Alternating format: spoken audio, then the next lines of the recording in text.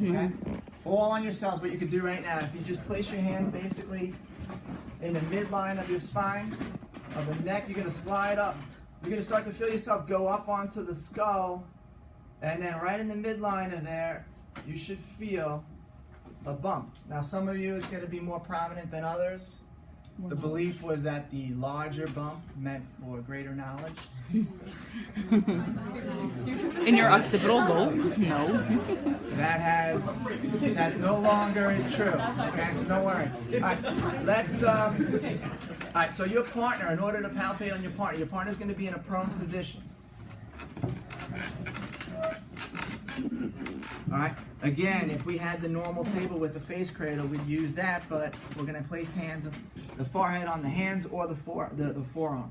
All right. We're going to do the same thing as we just did on ourselves. You're going to start basically in the midline of the cervical spine, and I'm going to work my way up along the spinous processes until I start to feel myself come up onto the skull. And then right in the midline there should be a prominent bump there, which would be your external occipital protuberance. Okay? If you're on the right location, you should be roughly in line with the tops of the ears. Okay?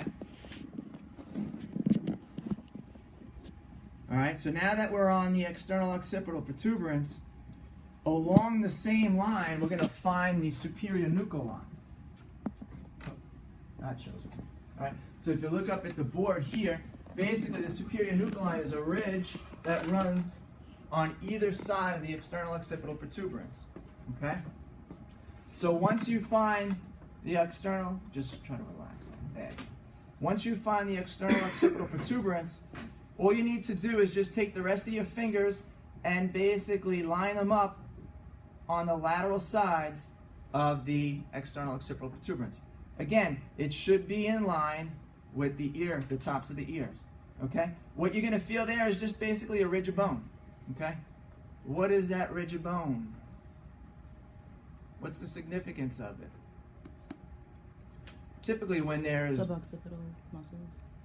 Okay, we know. What attaches to it? Something we palpated earlier in the semester. The upper trapezius, okay? So the upper trapezius is going to attach up onto that superior nuchal line, okay? All right? All right, so we found the external occipital protuberance. Right in the same line with that, on either side of it will be your superior nuchal lines, okay? All you're going to feel for there is that ridge of bone. All right, so next, you're going to have your partner turn onto their back.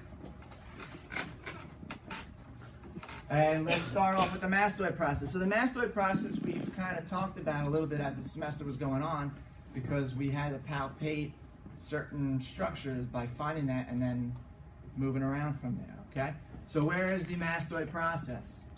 Here. All right, so that's that bump of bone right here, right behind the earlobe, okay? So your partner is in a supine position. You're going to be sitting at the head of the table. You're going to go behind the earlobe, and you should easily be able to feel that large bump of bone, which is the mastoid process. Now, what muscle attaches on here? Right, it's in the name, sternocleidomastoid, okay? We'll talk about that a little bit more when we get to the muscular section. All right, so easily be able to find that mastoid process. All right? Next, we're going to find the zygomatic arch. The zygomatic arch is basically the cheekbone.